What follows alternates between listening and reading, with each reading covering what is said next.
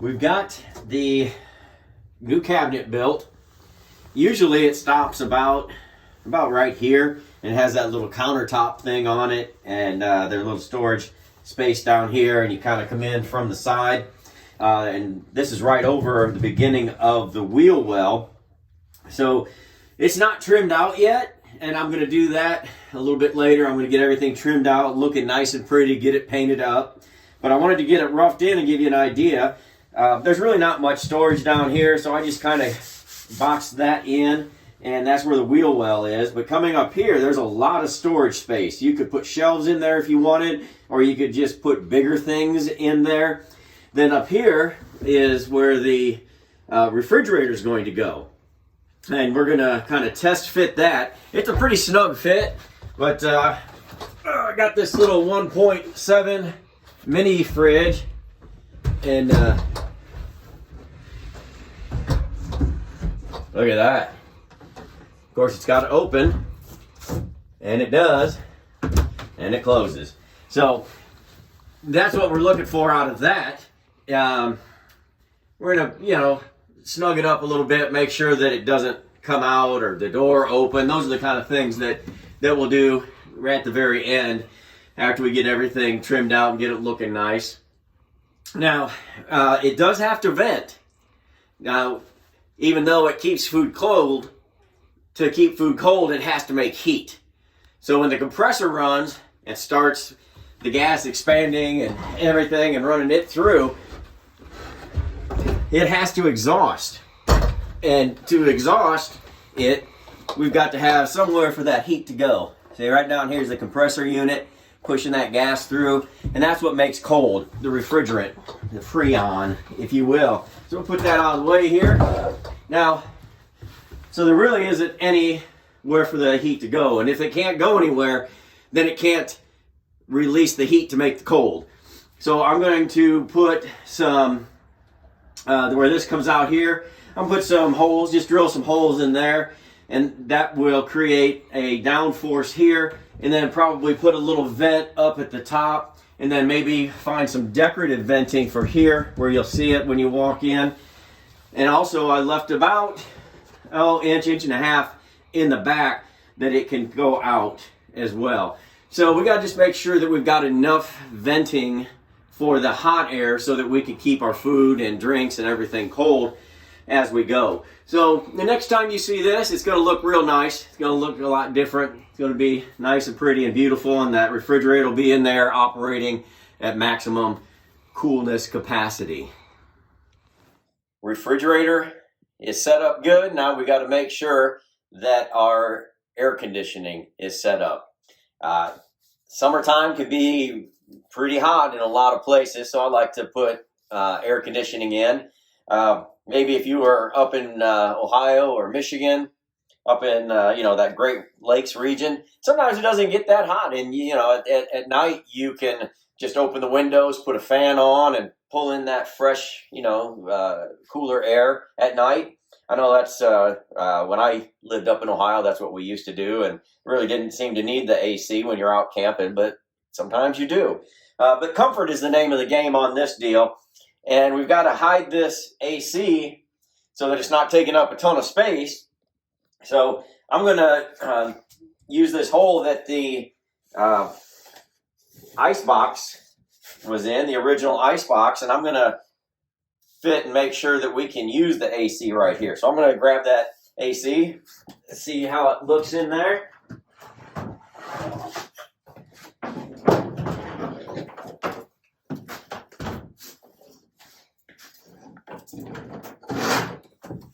I've got this 5,000 BTU unit, and from what I can tell, that's about the smallest that they're going to make.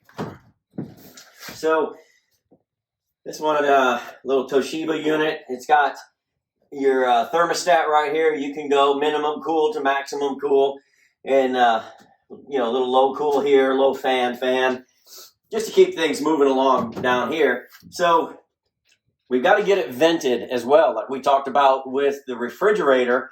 It has to make heat to make cool. So the same thing with the AC. So we're going to show how we're going to get that vented outside. halfway test fitting the AC unit, and it looks like we've got plenty of room right here. Let me show you kind of the way things work and how they should work and why they work. So we talked about the compressor, and this obviously has a compressor. It pushes the Freon through. It gets a smaller and smaller, and then the heat gets condensed back down through the condenser, and that's what puts the cold air in.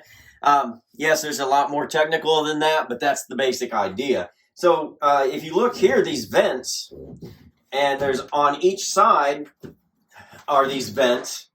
So we cannot cover up with our vent going out the back. We can't cover this vent up. We can't cover this vent up, and we can't cover the vent on the other side because that's where the ambient air comes in. So it comes in at whatever temperature it is. Let's say it's 90 degrees in your trailer. But probably about the best that this will do is it can drop it 20 to 25, maybe 30 degrees, but probably closer to 20, 25. So really we're going to be pushing 65 to 70 degree air, and that's comfortable. You might even need a blanket, but this has to be open to draw that ambient air in. Now, we have to vent out the back. And you're like, well, why did you use up this space instead of that smaller space? Well, I'm using this space because people are always, when they're hanging out where the door is.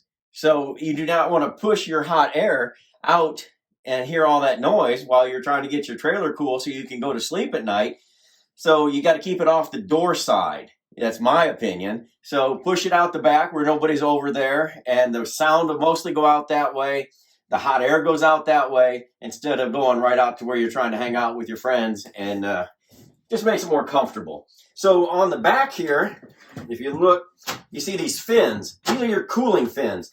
So there's there'll be some like a radiator in your car that it runs through, and these fins are on there, and it pushes that hot air through there, and that's where it catches the heat and cools everything down to push that cold air out. But if you don't vent this out, this is going to be hotter and hotter and hotter, and it's going to be pulling that air in here, and you're never going to cool down because the ambient temperature, remember, it's only going to cool down probably 20, 25 degrees.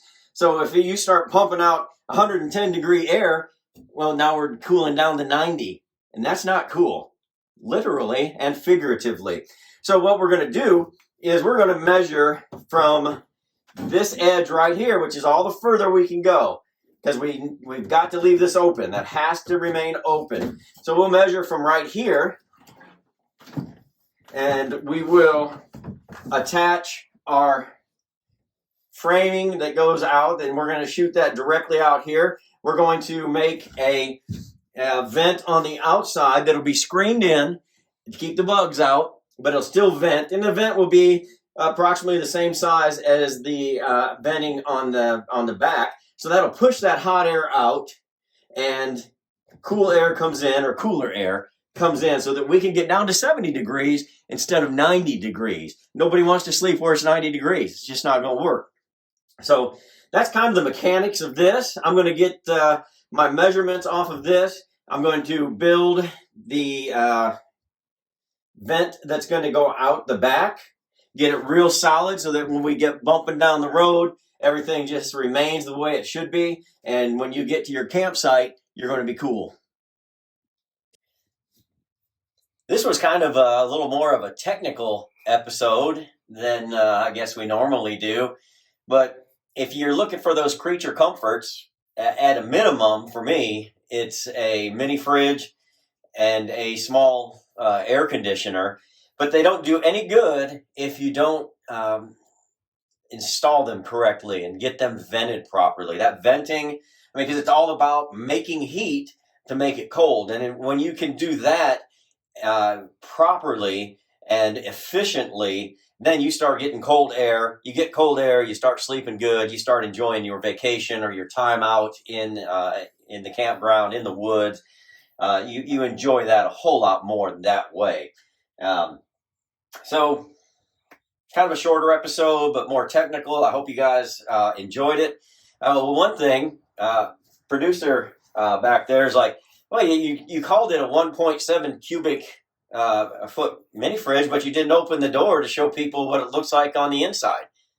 But he's a detail guy. So check it out. This is the 1.7. This got this at the big box store. So 1.7 cubic feet looks just like this.